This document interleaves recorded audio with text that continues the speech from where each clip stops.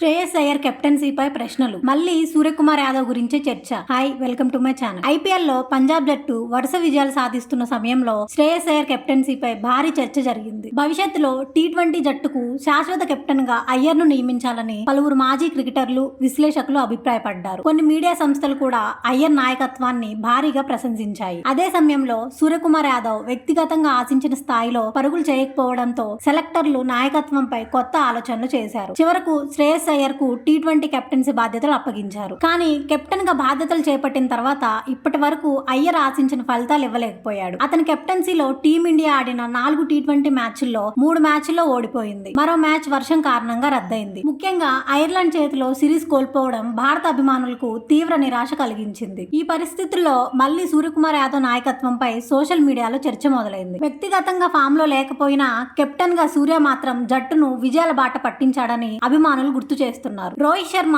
టీ20లకు దూరమైన తర్వాత సూర్యకుమార్ యాదవ్ జట్టును విజయవంతంగా నడిపించాడు. విదేశీ పర్యటనల్లో కూడా టీమిండియా మంచి ఫలితాలు సాధించింది. అతని కెప్టెన్సీలో భారత జట్టు మొత్తం 52 టీ20 మ్యాచ్లు ఆడితే కేవలం 8 మ్యాచ్ల్లో మాత్రమే ఓడింది. మరో 2 మ్యాచ్లకు ఫలితం రాలేదు. ఈ గణాంకాలు ఇప్పుడు మరోసారి వైరల్ అవుతున్నాయి. ఇక శ్రేయస్ అయ్యర్ విషయానికి వస్తే ఐపీఎల్ చివరి 6 మ్యాచ్ల్లో కేవలం ఒక్క విజయం మాత్రమే నమోదు చేశాడు. ఇప్పుడు అదే ఫామ్ టీమిండియాపై కూడా ప్రభావం చూపిందా అనే ప్రశ్నలు వినిపిస్తున్నాయి. ఇప్పటికే శ్రేయస్ అయ్యర్ ముందున్న 3 ప్రధాన పరీక్షలు ఐర్లాండ్, ఇంగ్లాండ్ మరియు ఏషియన్ గేమ్స్. ఈ టోర్నీలో కూడా టీమిండియా ఆశించిన ఫలితాలు సాధించకపోతే అతని కెప్టెన్సీపై బీసీసీఐ మళ్లీ సమీక్ష చేసే అవకాశం ఉందని వార్తలు వస్తున్నాయి. అలాంటి పరిస్థితి వస్తే శుభమన్ గిల్ కు మళ్లీ అవకాశం దక్కే అవకాశాలు పెరుగుతాయని కూడా చర్చ సాగుతోంది. రాబోయే సిరీసుల్లో జట్టు ప్రదర్శనే శ్రేయస్ అయ్యర్ కెప్టెన్సీ భవిష్యత్తును నిర్ణయించనుంది. మాంచెస్టర్ లో జరిగిన రెండో టీ20 మ్యాచ్ కు ముందే టీమిండియా క్యాంప్ లో జరిగిన ఓ సంఘటన ఇప్పుడు సోషల్ మీడియాలో వైరల్ గా మారింది. ఇటీవల ముగిసిన ఐసీసీ టోర్నీలో హీరోగా నిలిచిన సంజు శాంసన్ ను